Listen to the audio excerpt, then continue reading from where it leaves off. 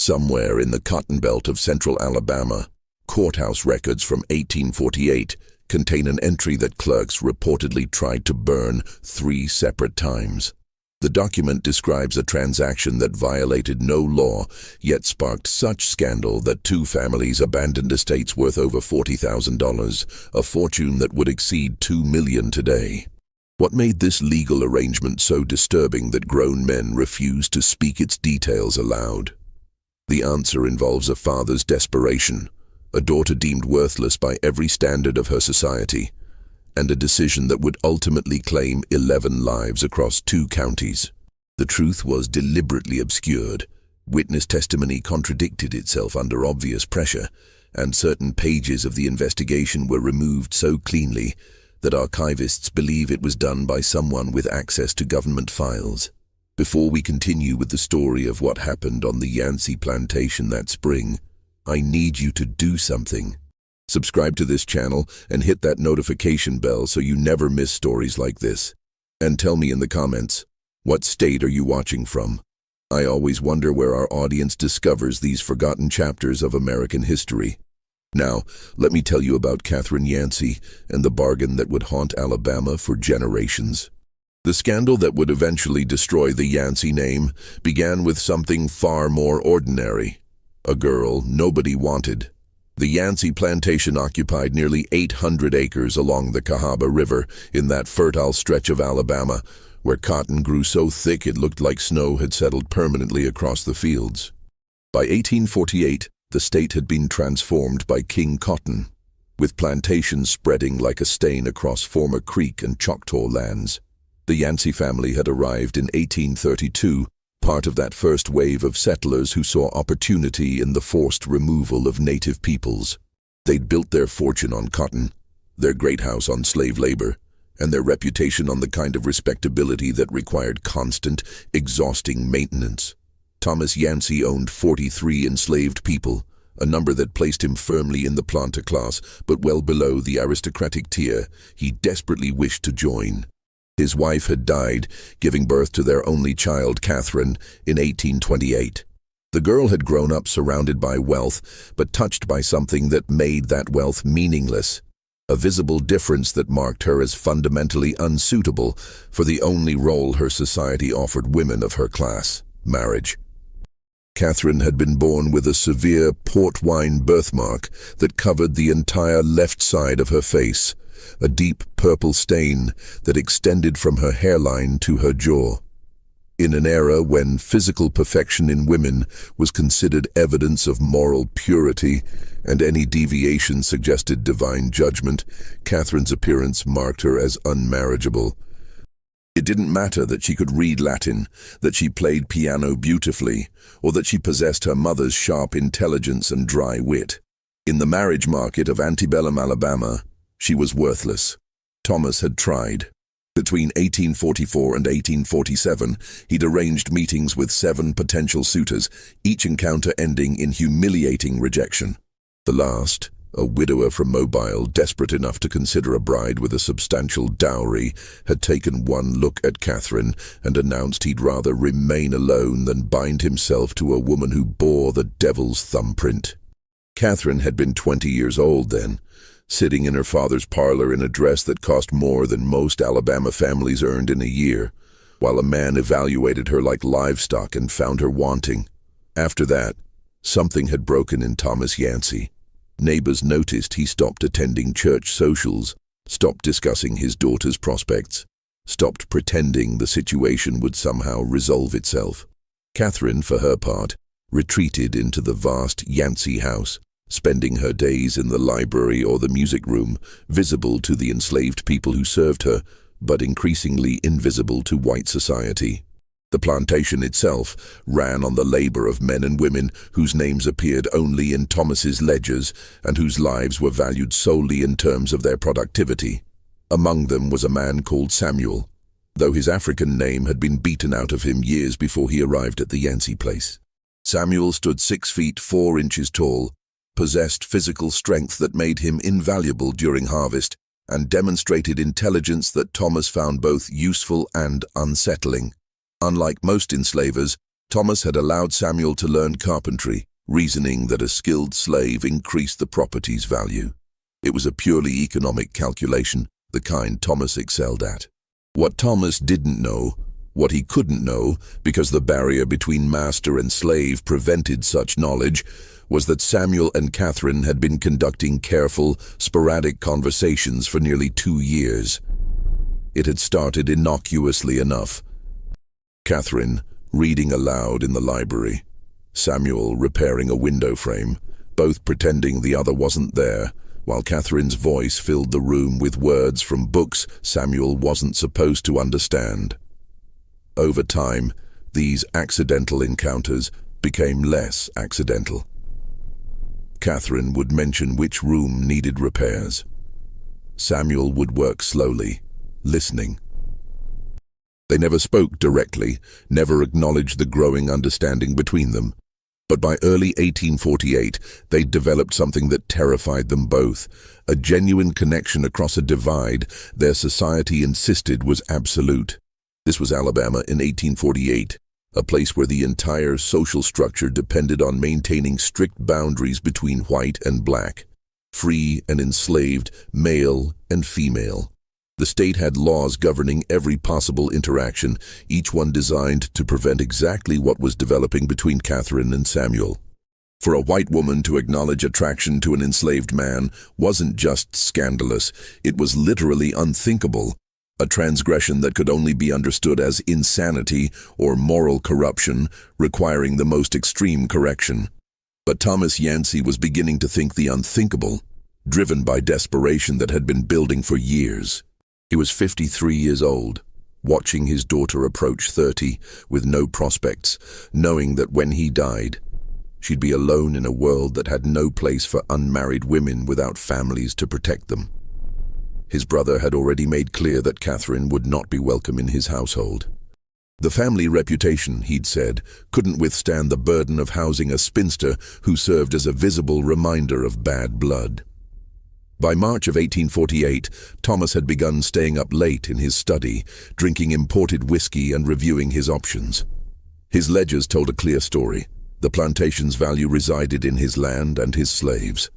Catherine would inherit both, but a woman couldn't run a plantation alone. Society wouldn't permit it.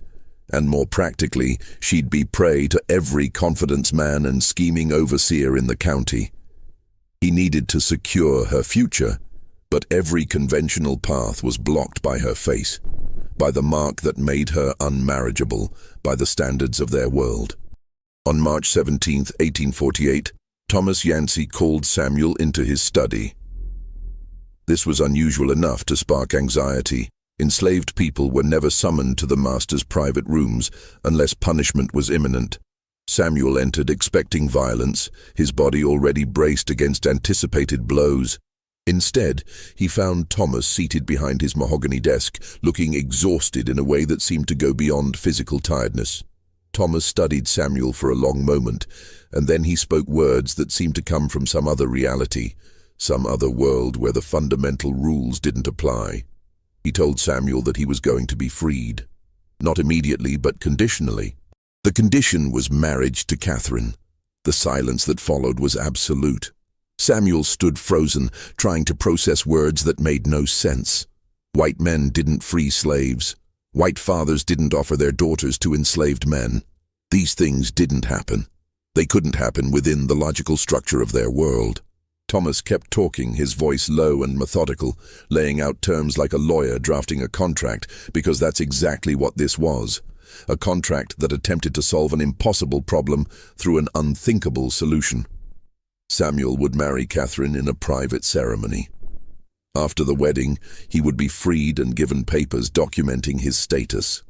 Catherine would inherit the plantation upon Thomas's death, but Samuel would manage it, giving orders to the same people who'd worked beside him as property.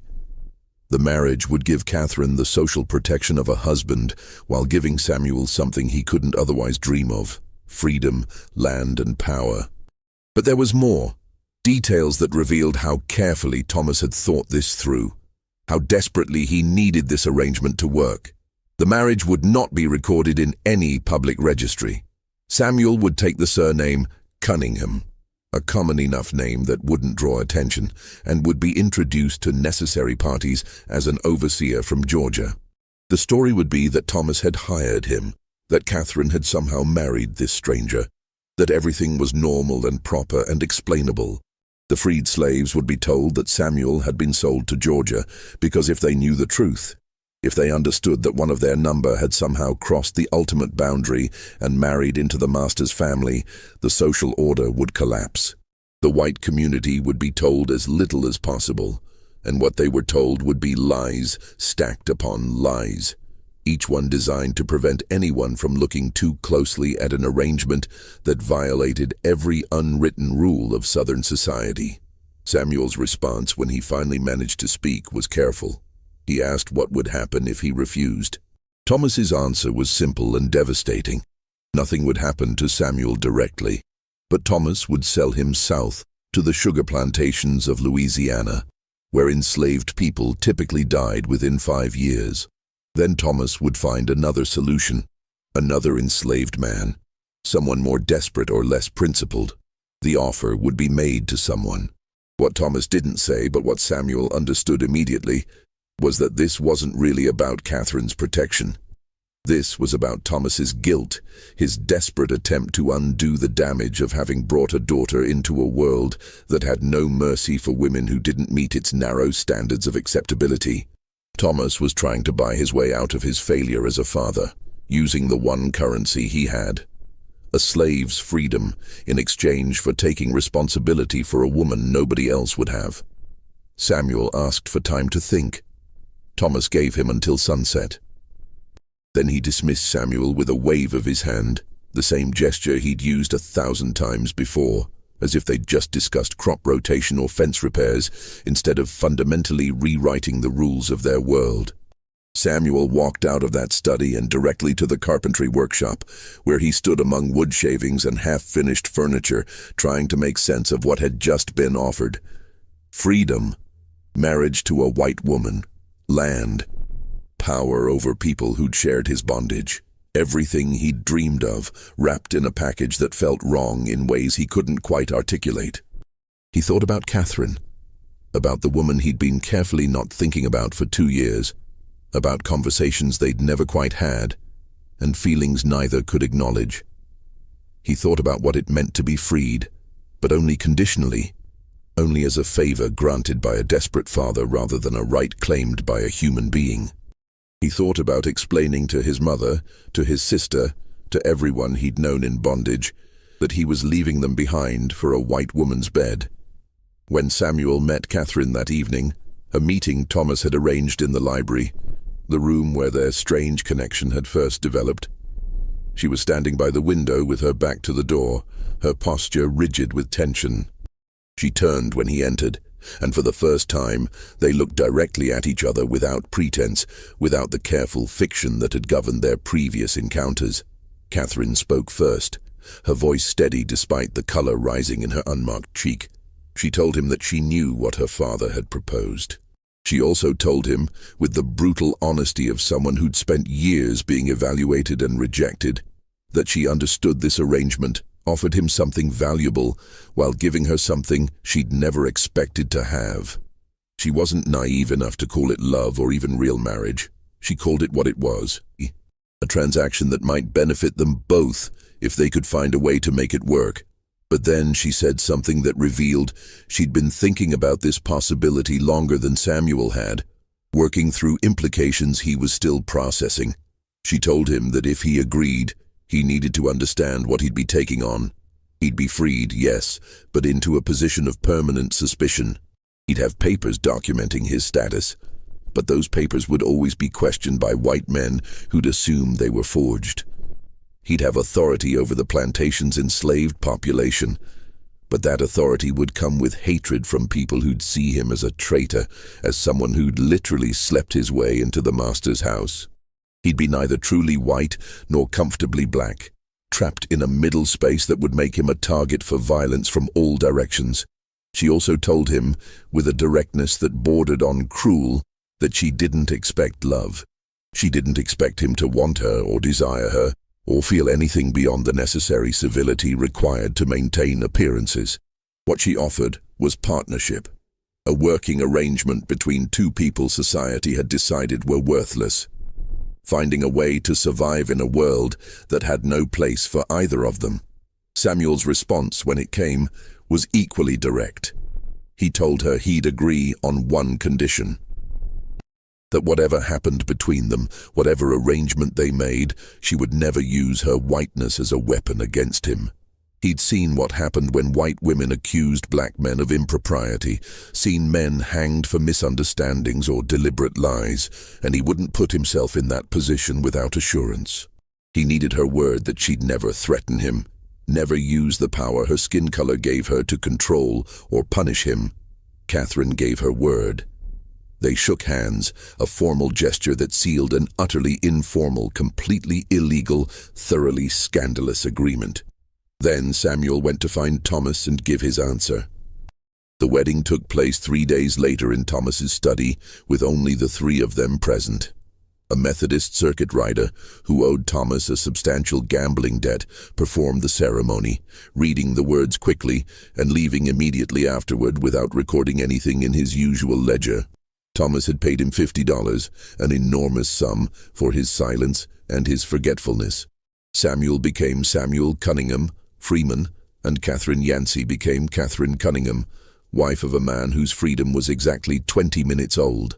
Thomas gave Samuel his papers that same night, documents that described him as born free in Georgia, sold south by destitute parents, and recently purchased his own freedom through years of skilled labor. The documents were elaborate lies, expensive forgeries that Thomas had commissioned months earlier, suggesting this solution had been in development longer than Samuel had realized. The story given to the enslaved community was simple.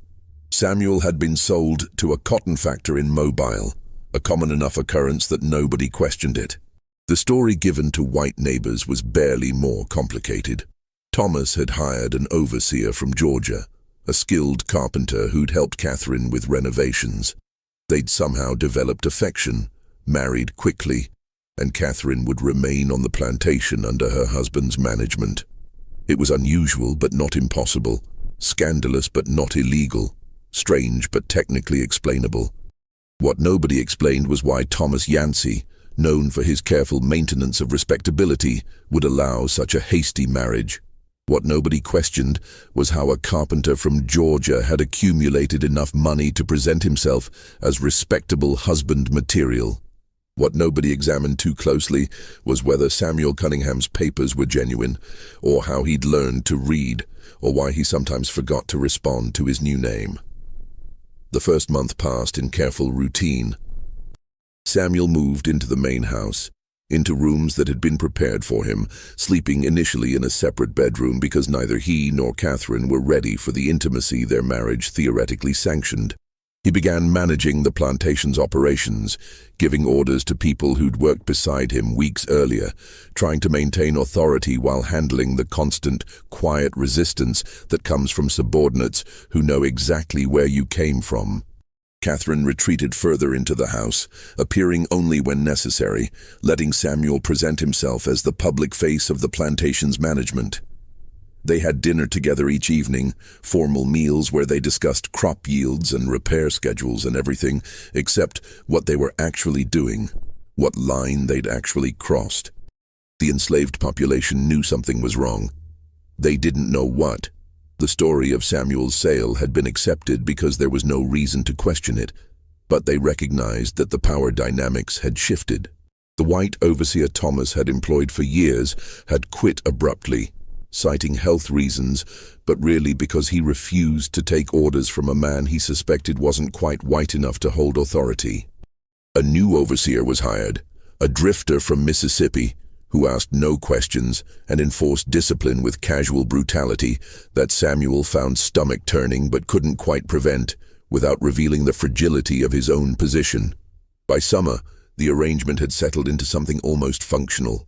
Samuel and Catherine had developed a working partnership that included careful affection, though whether that affection was real or performed, even they couldn't quite determine.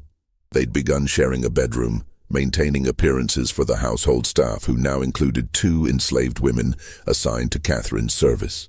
What happened in that bedroom remained private, but servants noticed that Catherine seemed less withdrawn, that she sometimes laughed at Samuel's comments, that she touched his arm when speaking to him in ways that suggested genuine comfort. The plantation was performing well under Samuel's management. He'd implemented several improvements: a new irrigation system, rotating crops on some fields to restore soil quality, reorganizing the work schedules to reduce the brutal punishments the previous overseer had favored. The enslaved population remained wary, but the absence of random violence was creating something that might eventually become grudging respect. But in July, something happened that would ultimately unravel everything Thomas had so carefully constructed. A woman named Dinah, who'd been enslaved on the Yancey plantation for 15 years, asked to speak with Samuel privately. What she told him, in the carpenter's workshop where he still retreated when he needed to think, was that she recognized him. Not just from his time as enslaved labor, she'd known him his entire life. She'd known his mother, who died during a cholera outbreak in 1842. She'd known his sister, who'd been sold south in 1844 to pay Thomas's gambling debts. Dinah told Samuel that she'd been happy to hear he'd been sold to Mobile, had hoped he might find better circumstances there. But then she'd seen him giving orders, had recognized something in his voice or his bearing, had put together pieces that didn't quite fit. She'd realized the Georgia overseer was actually Samuel, somehow transformed from enslaved to free, somehow married to the master's daughter. She didn't know how it happened, but she knew it had. And she knew that other people in the enslaved quarters were starting to notice inconsistencies. The way Samuel knew too much about the plantation's history, the way he sometimes slipped into familiar patterns with people he supposedly didn't know, the way Catherine looked at him with something that seemed like genuine affection rather than the careful tolerance white wives typically showed hired overseers. Dinah told Samuel that she wouldn't reveal his secret, but she also told him that secrets like this one couldn't last, that someone else would figure it out eventually, and when they did, the consequences would be catastrophic. For him, for Catherine, for Thomas, and probably for everyone in the enslaved quarters who'd be suspected of helping conceal the truth. Then Dinah asked Samuel a question that revealed she understood the moral complexity of his situation better than he did. Did his freedom, his marriage to a white woman, his position of relative power, did any of it justify abandoning the people he'd left behind? His sister was still enslaved, still suffering, still property. His mother's grave was unmarked in the corner of the field where enslaved people were buried without ceremony.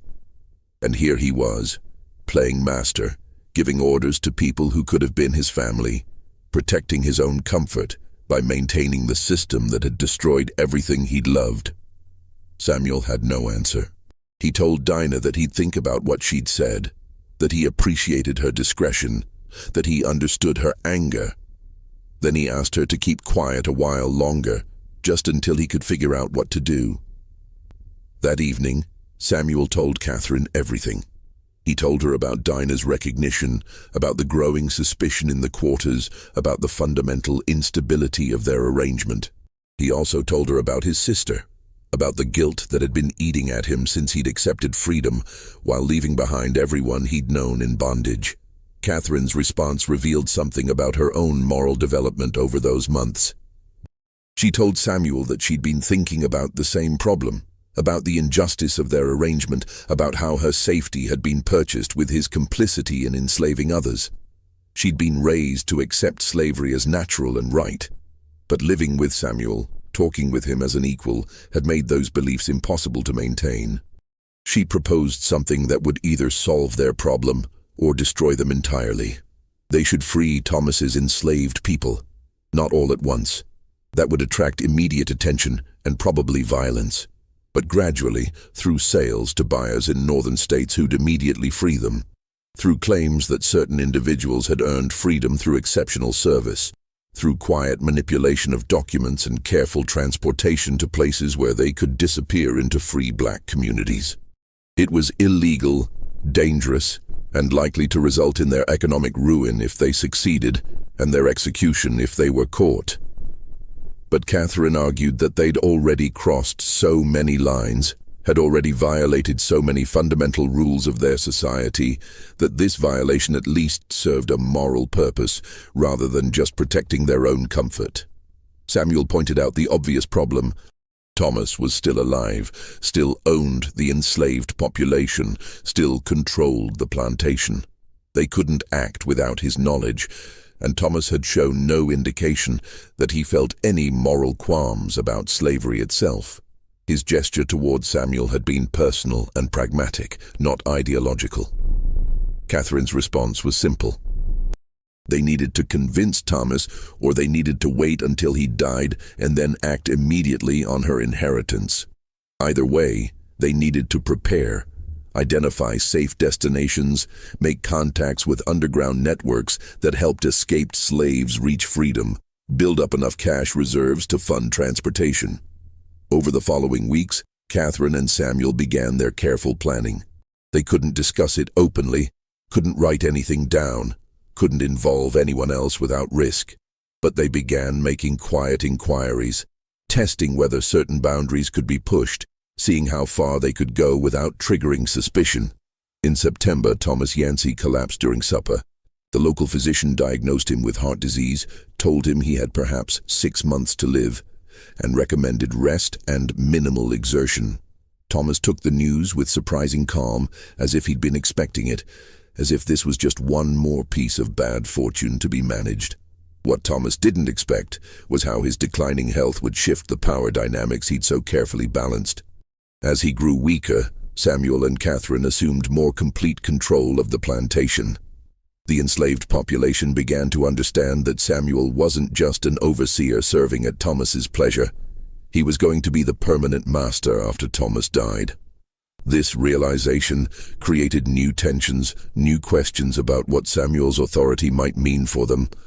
In October, a man calling himself a slave catcher arrived at the plantation, claiming he was tracking a fugitive who matched Samuel's description.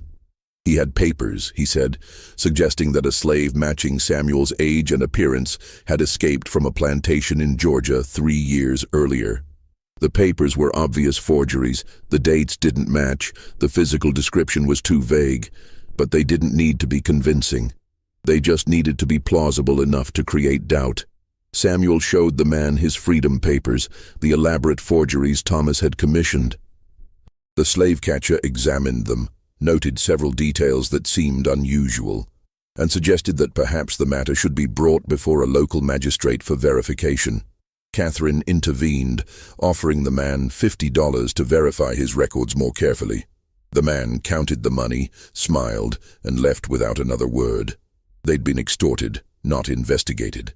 But the incident revealed how vulnerable Samuel's position really was. Any white man with minimal creativity could threaten him, could question his papers, could force him to prove his freedom over and over again, while draining their resources through bribes and legal fees. More concerning was what happened next. Word of the slave catcher's visit spread through the white community, carried by the overseer who'd witnessed the confrontation. Suddenly, neighbors who'd previously accepted Samuel as a peculiar but legitimate overseer began asking questions. Where exactly in Georgia had he come from? Why were his freedom papers signed by a notary nobody had heard of? Why did an educated northern abolitionist who visited the plantation in November looking to purchase cotton comment that Samuel's speech patterns seemed more consistent with Alabama upbringing than Georgia origins?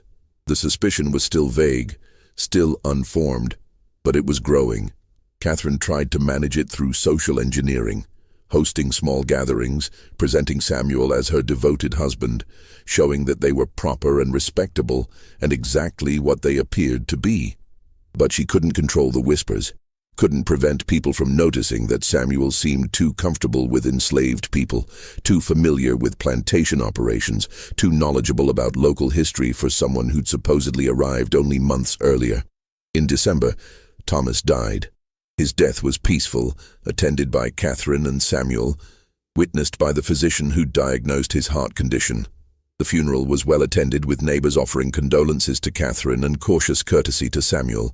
Thomas was buried in the family plot, next to his wife, under a headstone that made no mention of his daughter's scandalous marriage or his final desperate attempt to secure her future. Catherine inherited everything as Thomas's will specified: the plantation, the land, the enslaved people, and all associated property. Samuel, as her husband, assumed legal control of her inheritance under Alabama's coverture laws, which stripped married women of independent property rights. Suddenly, the arrangement Thomas had constructed was fully realized. Samuel, born into slavery, now owned the people he'd lived among, worked beside, and loved as family. The situation was impossible, and getting worse. The enslaved population had figured out at least part of the truth, and they were angry. They understood that Samuel had escaped bondage through marriage to a white woman while leaving them behind in chains. Some saw him as a traitor, others as someone to be pitied for the impossible position he'd been maneuvered into, but none trusted him. The white community's suspicion had crystallized into active investigation. A group of neighboring planters had hired a lawyer to examine Samuel's freedom papers and Catherine's marriage records, looking for irregularities that might void the arrangement and allow them to claim the plantation through various legal mechanisms. The scrutiny was supposedly about protecting community standards, but it was really about wealthy white men not wanting to accept a black man, freed or not, controlling land and enslaved people. In January of 1849, Catherine made a decision that she hadn't discussed with Samuel, that he never would have approved if she had. She began quietly selling enslaved people to a Quaker merchant from Pennsylvania who'd contacted her after Thomas's death, expressing interest in purchasing field hands for a manufacturing operation in the North. The merchant was part of an underground network that freed purchased slaves immediately upon arrival in Pennsylvania. The merchant's name was Josiah Fletcher, and he'd been doing this work for 7 years, moving through the South with legitimate business credentials that allowed him to purchase enslaved people without arousing suspicion. He'd heard about the Yancey plantation through networks that existed beneath the surface of normal commerce, whispered recommendations from other abolitionists, coded messages in northern newspapers, information passed between free black communities who tracked which white Southerners might be sympathetic to their cause.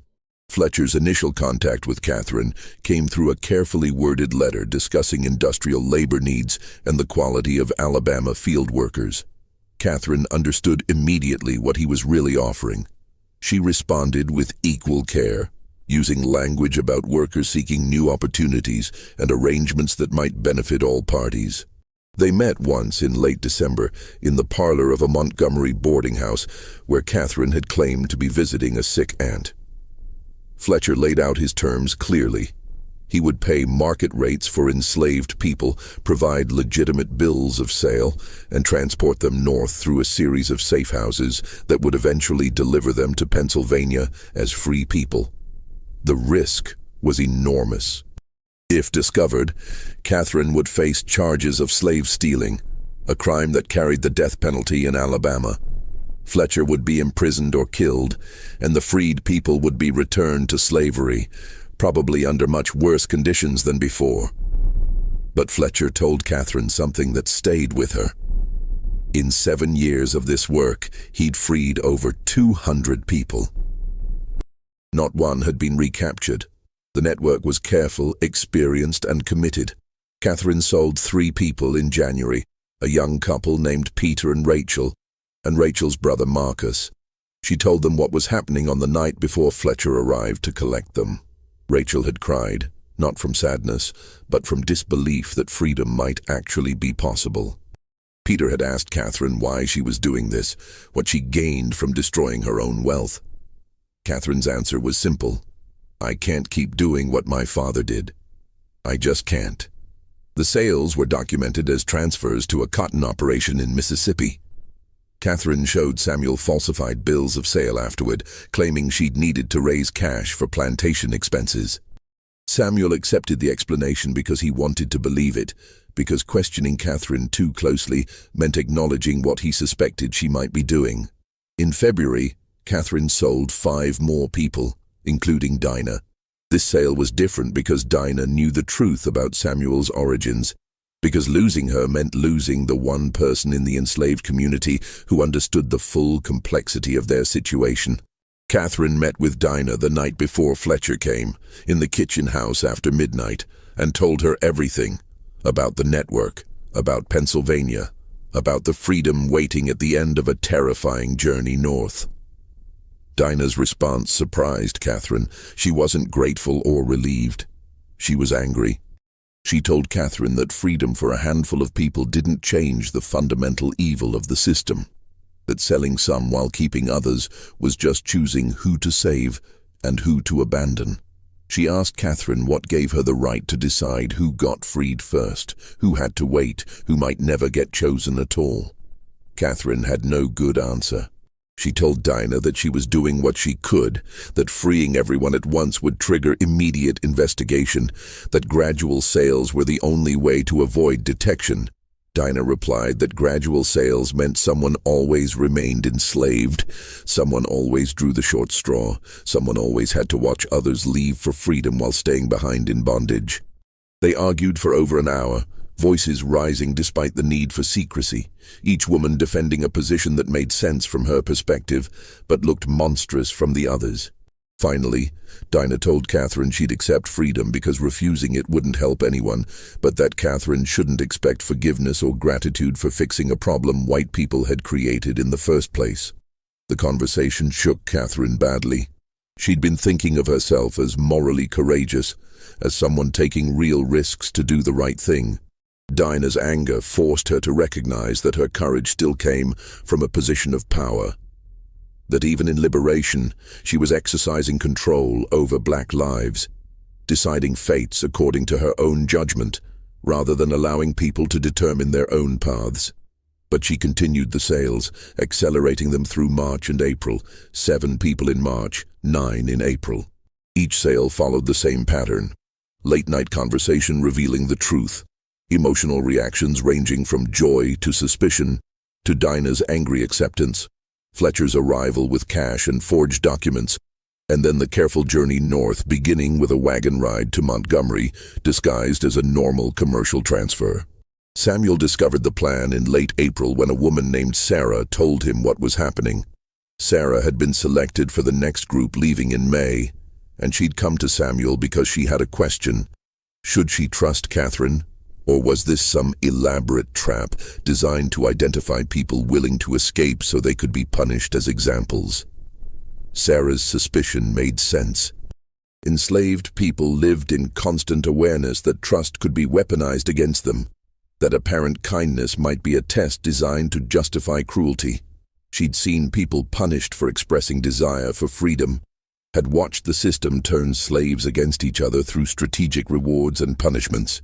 Why should she believe that Catherine Yancey's daughter was actually helping rather than gathering evidence of disloyalty? Samuel's response revealed how much he'd changed over the past year. He told Sarah the truth about his own origins, about his marriage to Catherine, about Thomas's desperate solution and its unexpected evolution into something resembling genuine partnership. He told her that he'd been born on this plantation, that his mother was buried in the unmarked cemetery past the south field, that he understood her suspicion because he'd lived with the same fear every day of his enslaved life. Then he told her that yes, she should trust Catherine, that the risk was real, but so was the offer of freedom, that he'd stake his own life on Catherine's sincerity. He also told her something more complicated, that Catherine was doing this partly out of genuine moral conviction and partly out of guilt, and that those motivations were so tangled together that probably Catherine herself couldn't separate them. But the motivation mattered less than the result, and the result was freedom for people who'd never expected to taste it. Sarah left that conversation planning to accept Catherine's offer, but Samuel remained troubled, not by the plan itself, but by his exclusion from it. Catherine had been making these decisions alone, taking enormous risks without consulting him, operating as if his partnership in their marriage didn't extend to matters this serious. That night he confronted her. The argument that followed was the first real fight of their marriage. Samuel accused Catherine of treating him like a child, of making decisions that affected both of them without seeking his input. Catherine responded that she'd been protecting him, that if the plan failed, she wanted him to be able to claim ignorance, to have a chance at survival even if she was caught. Samuel shot back that her protection was just another form of control, that she was still thinking like a white woman managing black lives rather than a partner sharing power with an equal. Catherine countered that his freedom was less than a year old, that he was still learning to navigate a world where white authorities looked for any excuse to re-enslave black men, that her caution was realistic rather than condescending. They circled each other's arguments for hours, voices rising and falling, each one speaking truths that hurt, because they exposed ongoing inequality in a relationship they'd both wanted to believe was genuinely equal. Finally, exhausted, they reached an agreement. Samuel would become fully involved in planning future sales. They'd make decisions together, and they'd accept that their partnership was still developing, still learning how to navigate the impossible position Thomas had created for them. Over the following months, Catherine and Samuel worked together to accelerate the sales. They grew bolder, selling people in larger groups. The plantation's enslaved population dropped from 43 to 22 by August, then to 15 by October. Each sale required careful planning, coordinating with Fletcher's travel schedule, creating plausible documentation, preparing people for the dangerous journey north, and managing the reactions of those who remained behind, watching others leave for an uncertain freedom while their own liberation remained theoretical. The emotional toll was crushing. Catherine and Samuel were essentially playing God, choosing who got freed and in what order. They tried to prioritize families, to keep people together rather than separating them. But logistics didn't always allow for ideal choices. Sometimes they had to send individuals alone because Fletcher could only transport small groups safely. Sometimes they had to delay freeing someone because that person's sudden absence would draw too much attention. The people who remained grew increasingly resentful. They understood what was happening. The attempted secrecy had failed completely, and they watched their community dissolving as others disappeared north. Some were grateful to Catherine and Samuel, seeing them as liberators working within impossible constraints. Others saw them as arbitrary rulers, deciding fates according to unknown criteria, no better than the slave-owning class they'd supposedly rejected. One man named Isaiah confronted Samuel in August, demanding to know why he'd been passed over 3 times while others were freed. Samuel's explanation, that Isaiah's carpentry skills made him valuable to maintaining plantation appearances, that his absence would trigger investigation, sounded like justification for exploitation, even though it was technically true. Isaiah responded that freedom delayed was freedom denied, that staying enslaved to protect someone else's liberation was just another form of sacrifice demanded from black people for white people's benefit. Samuel had no counter-argument because Isaiah was right. The strategic necessities of their plan required some people to remain enslaved longer while others went free. That reality was unjust even when it was necessary, harmful even when it was unavoidable. All Samuel could offer was a promise. Isaiah would be in the next group leaving, regardless of the risk to their cover story. But promises became harder to keep as external pressures mounted. The neighboring planters had noticed the declining workforce, had noticed that a plantation that size couldn't function profitably with only 15 enslaved workers. The lawyer they'd hired to investigate Samuel's freedom papers shifted focus to Catherine's sale records, trying to determine where the enslaved people were actually going. The lawyer's name was Harrison Griggs, and he was thorough. He started requesting documentation from the buyers Catherine had listed on her bills of sale. Most were fictitious, names attached to fabricated operations in Mississippi and Georgia. When those buyers failed to respond to inquiries, Griggs began visiting the plantations Catherine claimed to have sold to, discovering that none of them had purchased workers from the Yancey estate. By October, Griggs had assembled enough evidence to approach county authorities. He presented documentation showing that Catherine Yancey Cunningham had falsified sale records for at least 28 enslaved people, claiming to sell them to buyers who didn't exist or who denied purchasing anyone from her estate. The implication was clear. The enslaved people had either been freed illegally or they'd escaped with Catherine's help, or both. The sheriff initially hesitated to pursue the case. Catherine was white, from an established family, and technically within her rights to sell her property. But Griggs pointed out that falsifying sale records constituted fraud, that aiding fugitives violated federal law, and that Catherine's actions threatened the entire economic structure of the cotton economy. If white property owners could simply free their slaves without consequence, the whole system collapsed. More damaging was the rumor Griggs carefully spread through white society, that Catherine hadn't just freed enslaved people, she'd done it because her marriage to Samuel Cunningham had corrupted her racial loyalty. She'd betrayed her class and race by marrying a man Griggs strongly suspected wasn't actually born free, and now she was compounding that betrayal by destroying white wealth to benefit black freedom. The argument was explicitly about protecting white supremacy, and it worked, because that's what the system was designed to protect. The pressure intensified through October. Catherine and Samuel knew they were running out of time. They accelerated their plans, arranging for Fletcher to return in early November for a final large group. They would free the remaining 15 people all at once, then flee north themselves before authorities could move against them. But they'd waited too long. On November 11th, one of the enslaved people Catherine had freed 8 months earlier was recognized by a slave catcher in Philadelphia. The man, named Benjamin, had been living openly as a free worker in a textile mill, using papers Fletcher's network had provided documenting his birth as a free person in New York.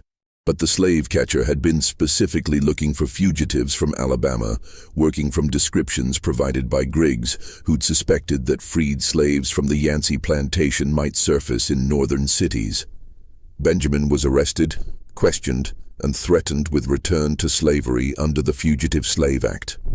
The interrogation was brutal, hours of threats and manipulation designed to break his resistance. Eventually, terrified and believing he had no choice, Benjamin revealed that he'd been freed by Catherine Cunningham of Alabama, that she'd sold him to a Quaker merchant who'd transported him north and given him freedom. The information traveled back to Alabama within days, carried by Griggs himself, who'd gone to Philadelphia specifically to verify his suspicions. He returned with Benjamin's signed statement, with descriptions of the Quaker merchant, and with enough evidence to secure arrest warrants for Catherine and Samuel on charges of slave stealing, conspiracy to aid fugitives, fraud, and violation of the Fugitive Slave Act. On November 18, 1849, Sheriff James Hartwell arrived at the Yancey plantation with a warrant for Catherine's arrest. Samuel was named as a co-conspirator. They had 3 hours to gather evidence for their defense before being transported to the county jail. The sheriff brought 4 deputies with him, expecting resistance or escape attempts. Instead, he found Catherine and Samuel sitting in the parlor, as if they'd been waiting for this moment. Catherine was reading. Samuel was reviewing crop reports. They both looked up when Hartwell entered, and neither seemed surprised. Hartwell read the charges aloud, his voice carrying the formal tone required by law but also something else, a note of discomfort that suggested even he found this arrest troubling despite its legality. When he finished, Catherine asked a single question. "May we have time to put our affairs in order?" Hartwell granted them 3 hours, a courtesy he later claimed was standard procedure, but which actually reflected his ambivalence about arresting a white woman from an established family.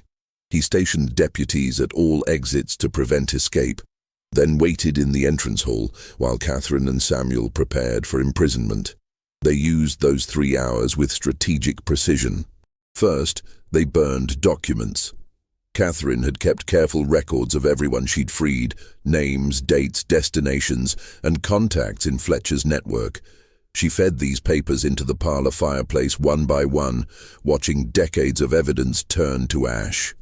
Samuel destroyed correspondence with Fletcher, letters that would have identified other abolitionists in the network, anything that might lead authorities to the people they'd already freed or to others still working to undermine slavery. While documents burned, they also wrote letters. Catherine composed a message to Fletcher, warning him not to return to Alabama, that the network had been compromised. Samuel wrote to contacts in Pennsylvania, explaining what had happened and requesting help for the 15 people still on the plantation. These letters would be smuggled out by Sarah, who'd been assigned to serve Catherine until the sheriff arrived, who'd watched everything with wide eyes and finally understood that Catherine and Samuel had never planned to escape. Then Catherine did something that would shape how this story was remembered. She wrote a detailed confession. She titled it, A True Account of Events at the Yancey Plantation, 1848-1849, and she filled 16 pages with everything.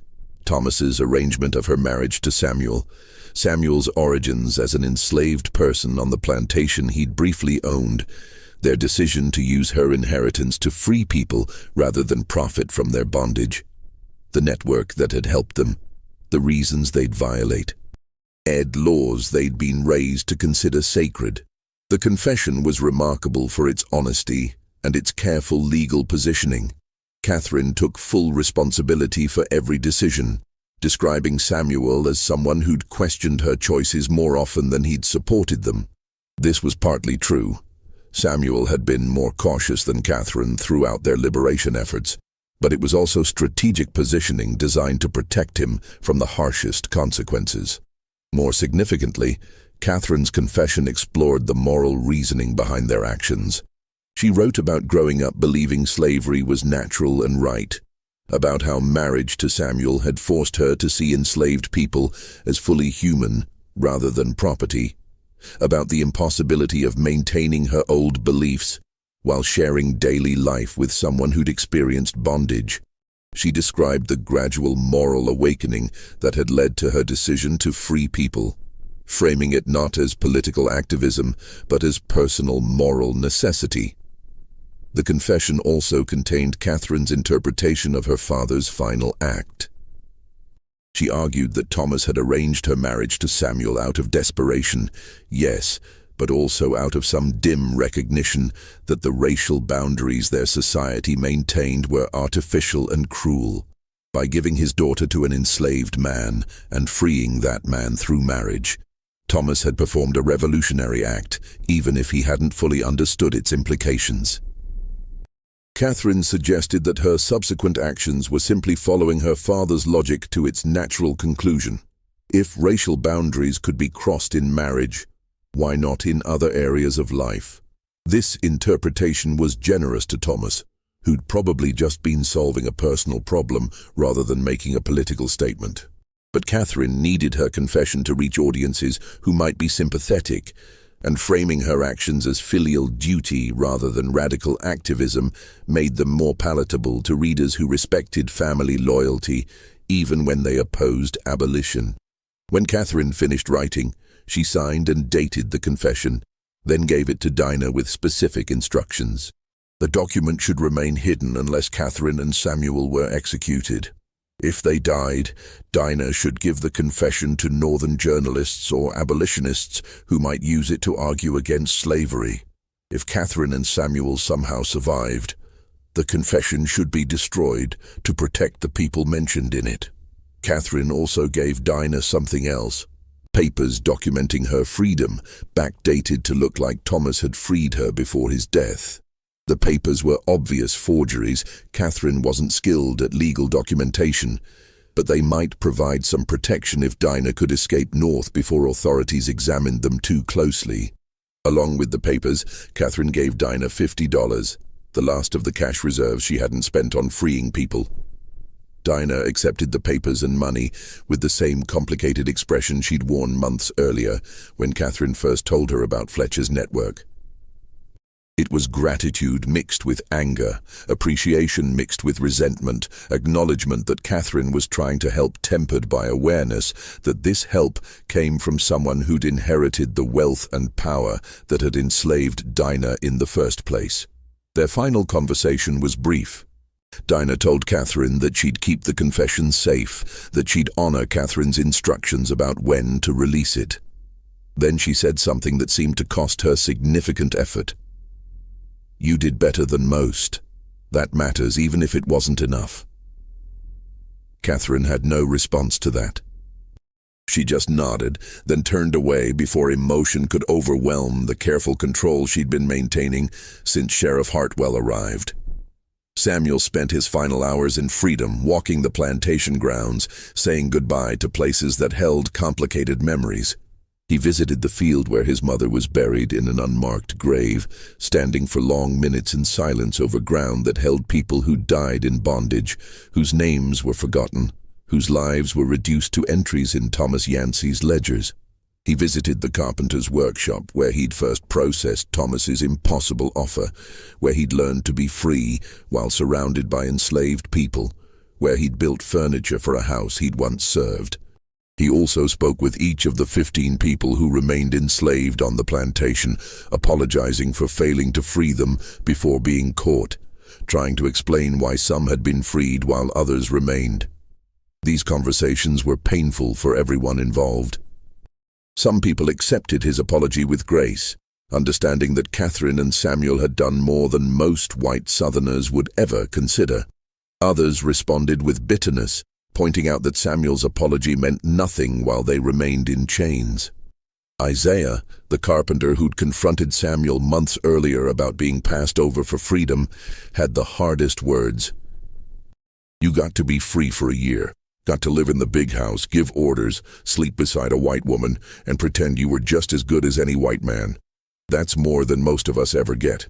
So don't apologize for getting caught. Apologize for believing that temporary freedom was enough, that freeing some of us justified leaving others behind." Samuel tried to explain that he'd always planned to free everyone, that getting caught had interrupted the process rather than ending it. But Isaiah cut him off. Plans don't matter. Results matter, and the result is that 28 people are free and 15 are still slaves, and you're acting like you did something noble instead of just choosing who to save and who to abandon. The accusation stung because it was fundamentally true. Samuel and Catherine had chosen who got freed and in what order, making decisions that determined who would taste freedom and who might die enslaved. Those decisions had been necessary. Freeing everyone at once would have triggered immediate investigation. But necessity didn't make them just. It just made them required. When the 3 hours expired, Sheriff Hartwell found Catherine and Samuel waiting in the entrance hall, dressed for travel, carrying nothing except a small bag containing clean clothing. They went peacefully to the wagon that would transport them to the county jail, climbing in without protest or dramatic statements. As they left, Sarah and several other enslaved people watched from the windows of the main house, their expressions unreadable. The county jail was a squat brick building in the center of town, built to house criminals awaiting trial. Catherine and Samuel were placed in separate cells initially, county policy dictating that men and women be housed apart. But after Catherine's lawyer, a young man named Douglas Kemp, who'd been appointed because Catherine had spent all her money freeing people, argued that separating a married couple served no purpose, they were moved to a larger cell they could share. The cell was 10 feet by 12 feet, with a single barred window, 2 narrow beds, and a bucket for sanitation. It was cleaner than cells used for black prisoners, who were typically held in a basement area with no windows and minimal ventilation. Even in jail, racial hierarchy persisted. They spent their first night in silence, each processing what was coming. The trial would be perfunctory, the evidence against them was overwhelming, and neither planned to deny what they'd done. The sentence would almost certainly be death. Alabama law prescribed execution for slave stealing, and what they'd done was textbook violation of that law. Catherine broke the silence around midnight, speaking into the darkness of their cell. "Do you regret it?" Samuel's answer came after a long pause. "I regret that we didn't move faster. I regret that 15 people are still enslaved because we were too careful, too worried about getting caught. But I don't regret trying." They talked through the night, reviewing decisions and choices, examining paths not taken. They discussed whether they should have freed everyone immediately after Thomas's death, accepting the certainty of quick capture in exchange for complete liberation. They discussed whether Samuel should have refused Thomas's original offer, remained enslaved, perhaps attempted escape north rather than accepting freedom through marriage. These conversations were ultimately pointless. The past couldn't be changed, but they needed to process their choices, needed to examine whether they'd done the right things or just the expedient things, needed to determine whether their actions had been genuinely moral or just selfishly disguised as morality. Around dawn, Catherine articulated something both of them had been thinking but neither had said aloud. "We're going to die because we tried to be good while trapped in something evil. And the evil will continue after we're dead, and the people we freed might be recaptured, and everything we tried to do might end up meaning nothing." Samuel's response was quiet but firm. 28 people got to taste freedom. That's not nothing. Even if they're all recaptured tomorrow, they'll have had days or weeks or months of being free. They'll have known what it feels like to make their own choices, to walk away from cruelty, to imagine futures they control. That matters, even if it doesn't last. It was the most optimistic thing either of them could say, and it barely qualified as optimism. But it was what they had. The hope that brief liberation was better than no liberation, that trying and failing was better than never trying at all. The trial began on November 27th, 9 days after their arrest. The prosecution was handled by District Attorney Marcus Wellesley, an ambitious man who saw this case as an opportunity to demonstrate his commitment to protecting slavery against internal threats.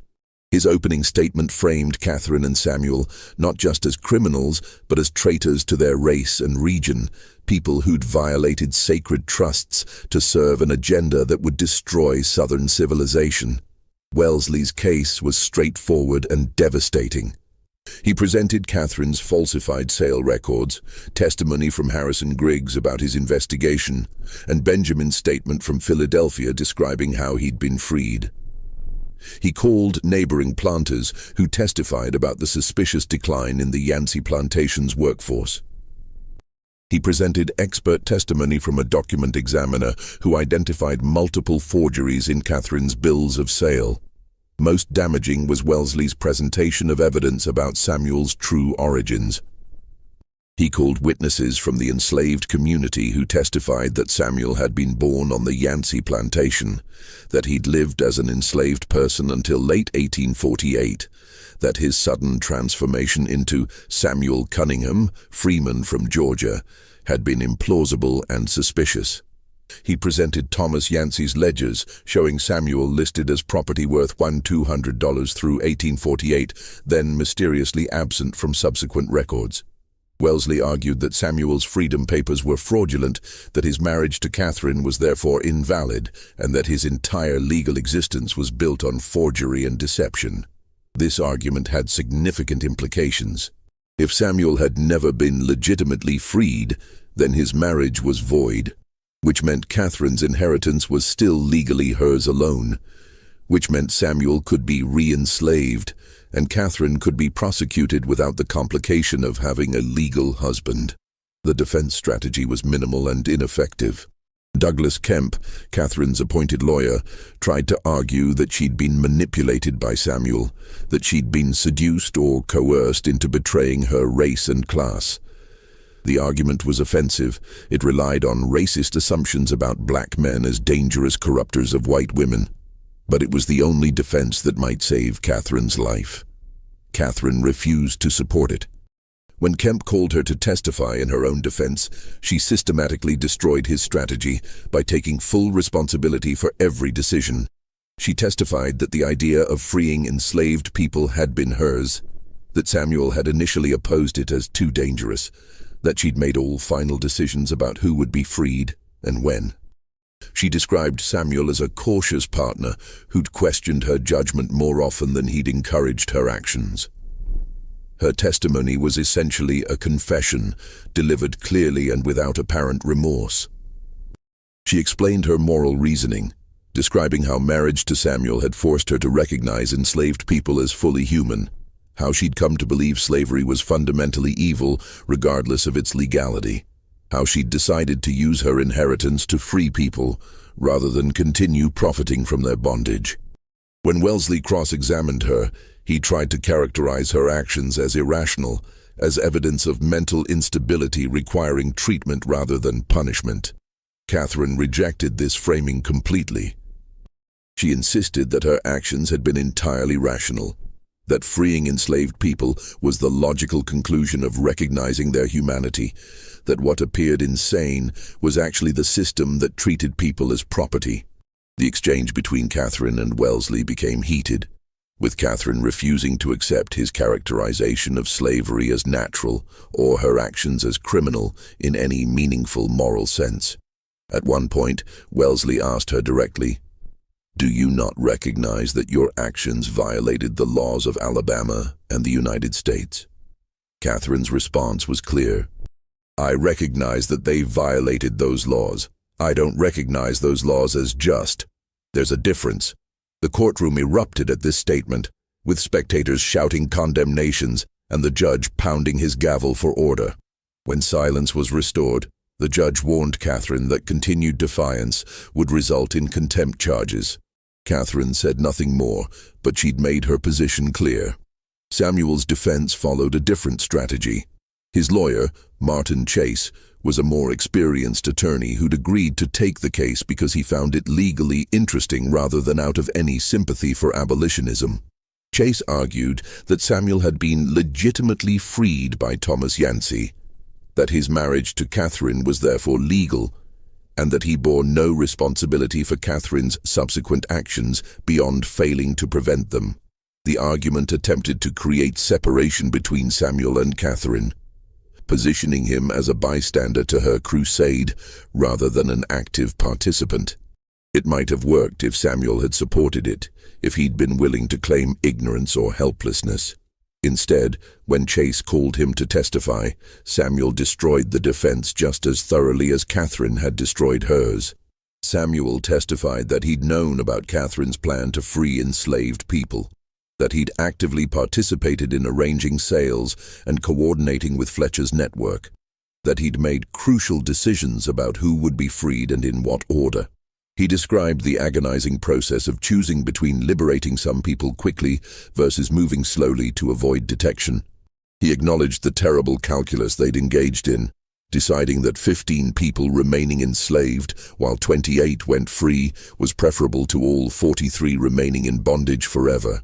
His testimony included something unexpected, a detailed explanation of what slavery had been like from inside, what it meant to be property rather than person, what it did to someone's soul to know they could be sold away from family or beaten for minor transgressions, or worked to death for another person's profit.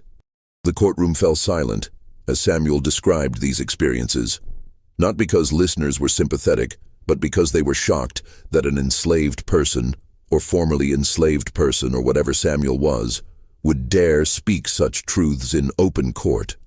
When Wellesley cross-examined Samuel, he focused on attacking Samuel's credibility, suggesting that a man born into slavery couldn't be trusted to tell the truth, that his testimony was inherently suspect because of his racial inferiority. Samuel responded to these attacks with calm precision, pointing out the contradiction in Wellesley's argument. If enslaved people were too inferior to be trusted as witnesses, how could they be held legally responsible as criminals? The question was rhetorical, but it highlighted an inconsistency in Southern legal thinking.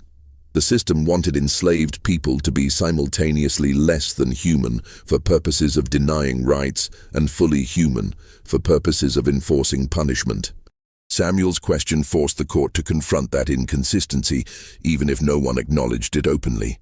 The trial lasted 3 days total. On the afternoon of November 29th, the jury retired to deliberate. They returned 2 hours later with guilty verdicts on all charges: slave stealing, conspiracy, forgery, and fraud. The judge asked if either defendant wished to make a statement before sentencing. Catherine declined. Samuel stood and said simply, "28 people are free because of what we did. That's all the statement I need to make." The judge sentenced them both to death by hanging, to be carried out within 30 days, the minimum time required by Alabama law to allow for appeals.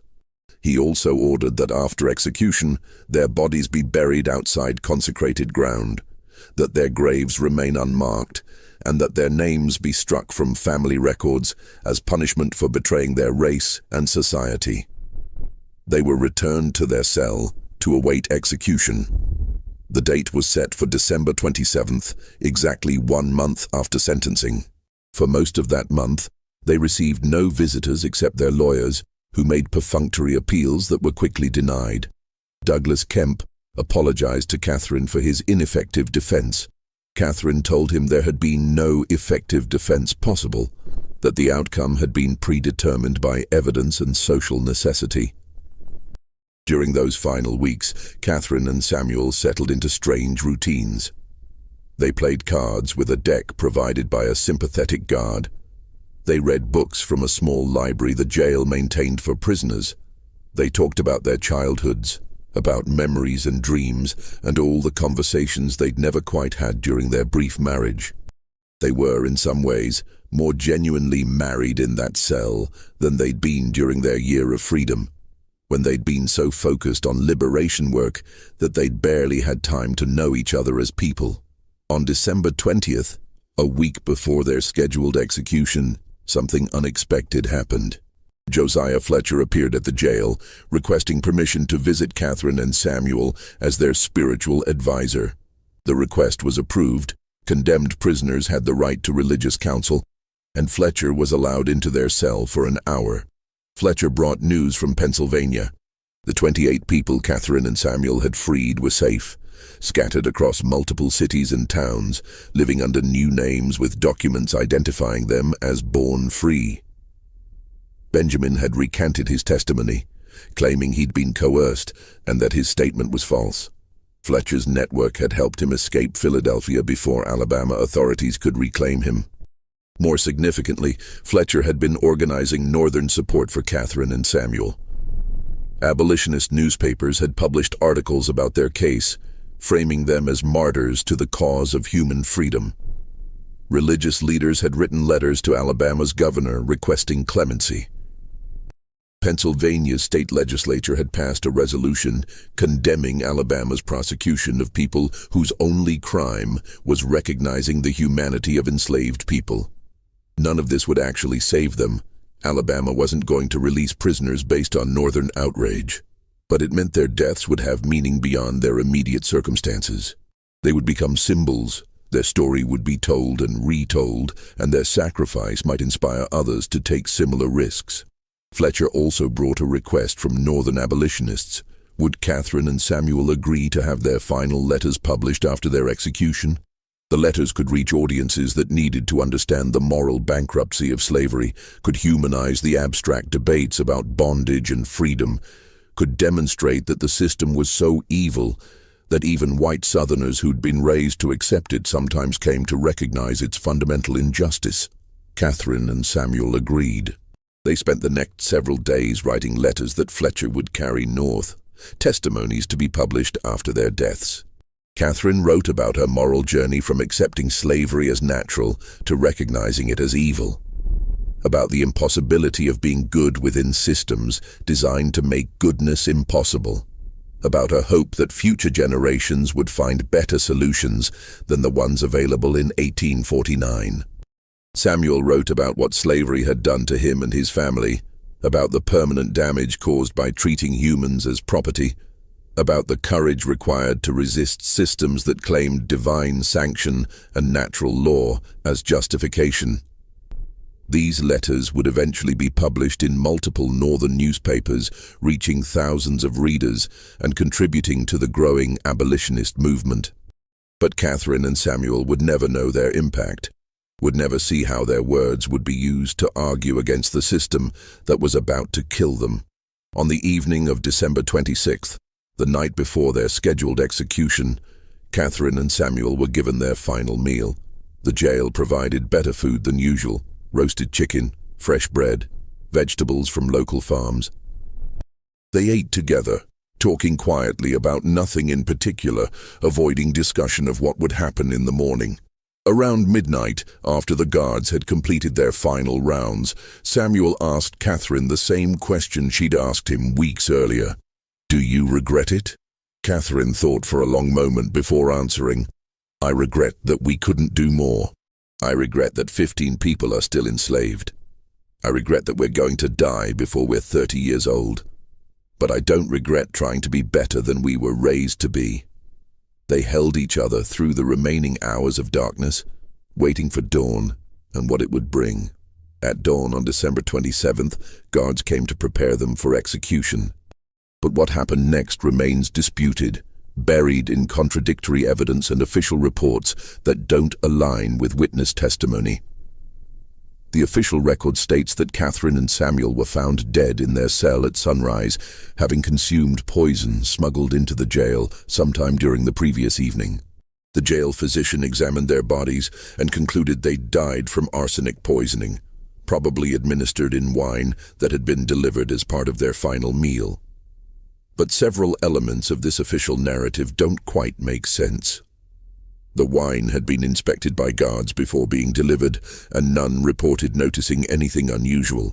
The bodies showed signs of arsenic poisoning, severe stomach pain, vomiting, convulsions, but also showed bruising consistent with physical struggle. The cell door was found unlocked, which shouldn't have been possible if they died by their own hand. Unofficial accounts, whispered among jail workers and eventually recorded by a northern journalist who investigated the case years later, tell a different story. These accounts suggest that Catherine and Samuel were killed by county officials who wanted to avoid the spectacle of publicly hanging a white woman for the crime of freeing slaves. A public execution would have attracted attention, would have required officials to explain exactly what crime justified Catherine's death, would have forced the community to confront the moral implications of executing someone for acting on conscience rather than self-interest. Poison in the cell was cleaner, easier to explain, and allowed authorities to present Catherine and Samuel's deaths as voluntary rather than state-sanctioned murder. It preserved the fiction that they'd recognized the evil of their actions and chosen death over public shame. A third theory, supported by fragmentary evidence and persistent rumors, suggests that outraged citizens broke into the jail and killed Catherine and Samuel before official execution could occur. This theory is based on witness reports of unusual activity around the jail on the night of December 26th, of men gathering in small groups and dispersing quickly when questioned, of guards who seemed unusually distracted during their final rounds. This version suggests vigilante justice, private revenge carried out by people who believed Catherine and Samuel deserved worse than official execution. The bruising on their bodies, the unlocked cell door, the conveniently timed suicide, all these elements support this interpretation. The truth is probably some combination of these theories, a messy reality that official records had to simplify into a clean narrative. What's certain is that Catherine and Samuel died in that cell on December 27, 1849, and that their deaths were presented as voluntary suicides to avoid complications that would follow from more honest accounting. Their bodies were buried that same day before sunset in unmarked graves outside the county cemetery. The location was deliberately obscured. No one wanted their graves to become pilgrimage sites for abolitionists or rallying points for people who might sympathize with their cause. The few people who attended the burial were sworn to secrecy about the exact location. The 15 enslaved people who remained on the Yancey plantation when Catherine and Samuel were arrested were sold at auction to settle the estate's debts. The auction occurred on January 4, 1850. Less than 2 weeks after Catherine and Samuel's deaths. The people were sold individually, rather than as families, scattered across multiple buyers, their fates unknown and unrecorded. But the 28 people Catherine and Samuel had managed to free remained free. Pennsylvania authorities refused to cooperate with Alabama's attempts to recover them, citing technical problems with extradition requests. Fletcher's network helped them establish new identities and find work in northern cities. Some eventually joined the abolitionist movement, speaking publicly about their experiences in slavery and their liberation through Catherine and Samuel's efforts.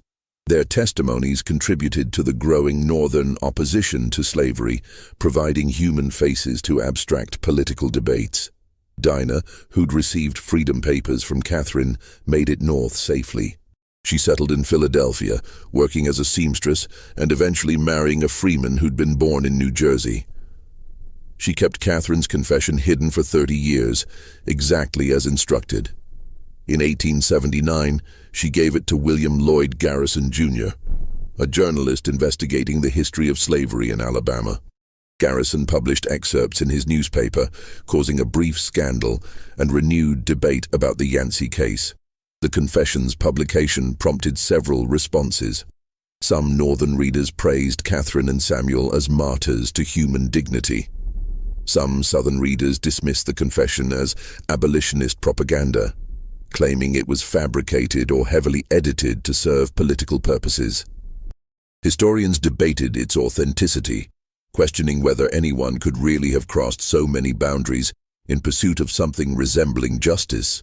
But the confession's core details aligned with other evidence: trial testimony, courthouse records, witness statements. The basic facts were undisputed. Catherine Yancey had married an enslaved man freed by her father, had inherited a plantation, and had used that inheritance to free people rather than profit from their bondage. She and her husband had been caught, tried, and executed. The moral interpretation of these facts remained contested, but the facts themselves were real. The Yancey plantation was sold at auction in February 1850. The buyer was a cotton merchant from Mobile named Charles Thornbury, who transformed it into one of the largest operations in the county. Thornbury worked the land hard, purchasing additional enslaved people and maximizing cotton production. The plantation remained profitable until Union forces occupied the area during the Civil War, when enslaved people left en masse, making continued operation impossible. The main house burned in 1868 in a fire that was never properly investigated. Some blamed the fire on former enslaved people taking revenge on a site of their oppression. Others suggested it was burned by former Confederates angry about losing the war. The real cause was probably mundane, electrical problems or abandoned stoves, but the symbolic interpretations persisted. After the fire, the land was subdivided and sold to multiple buyers. The old Yancey plantation ceased to exist as a distinct entity, absorbed into other properties, erased from maps as a specific location. The places where Catherine and Samuel had lived, where they'd made their impossible marriage work, where they'd planned liberations and watched some people go free while others remained behind. All of it was plowed under, built over, forgotten by everyone except historians and descendants of the people whose lives had been briefly transformed by two people's desperate attempt to be good within ASE. Istem, designed to make goodness impossible. Today, nothing marks where Catherine and Samuel are buried. Nothing marks where Thomas constructed his desperate solution to Catherine's unmarriageability. Nothing marks where 15 people were freed through illegal sales before the system caught up with them and reasserted its control. The land holds no memorials, no historical markers, no acknowledgement that any of this happened. The story survives only in fragments. Catherine's confession in a Massachusetts historical society, trial testimony in courthouse records that are difficult to access and rarely examined, whispered family histories among descendants of people who were freed or who remained enslaved. Most Americans have never heard of Catherine Yancey or Samuel Cunningham, have no idea that someone once tried to solve the problem of slavery through marriage and liberation rather than through politics and war. But the people they freed remembered. Descendants of those 28 people carried stories forward through generations, telling children and grandchildren about the white woman who'd given up everything to free black people, about the freed slave who'd briefly become a master and then used that position to liberate others. These stories got simplified and mythologized over time, but they preserved the core truth. Some people chose to resist slavery even when resistance meant death, chose to be good even when goodness was illegal, chose to cross boundaries even when society insisted those boundaries were absolute and natural and divinely ordained. The moral of the story, if there is a moral, remains unclear. Catherine and Samuel tried to solve an impossible problem and failed. Most people they tried to help remained enslaved. They themselves were caught and killed. The system they'd tried to undermine continued for 16 more years until military force finally broke it. Their sacrifice changed almost nothing in immediate practical terms. But maybe that's not the right way to measure moral action. Maybe trying to be good matters even when it fails. Maybe choosing resistance over complicity means something even when resistance is futile.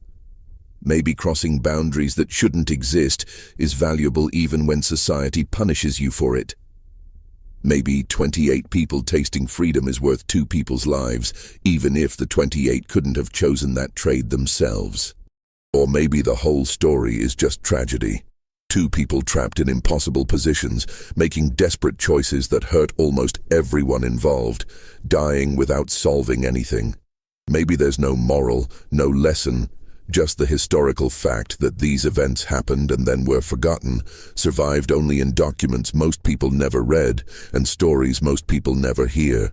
What remains certain is that the lines Thomas Yancey tried to cross between enslaved and free, black and white, property and person, are still being negotiated, still causing pain, still requiring choices that shouldn't have to be made.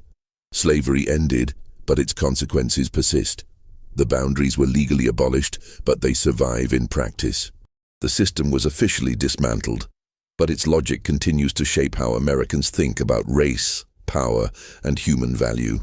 Catherine and Samuel crossed those lines briefly, paid for that crossing with their lives, and left behind a record that some people tried to destroy while others tried to preserve.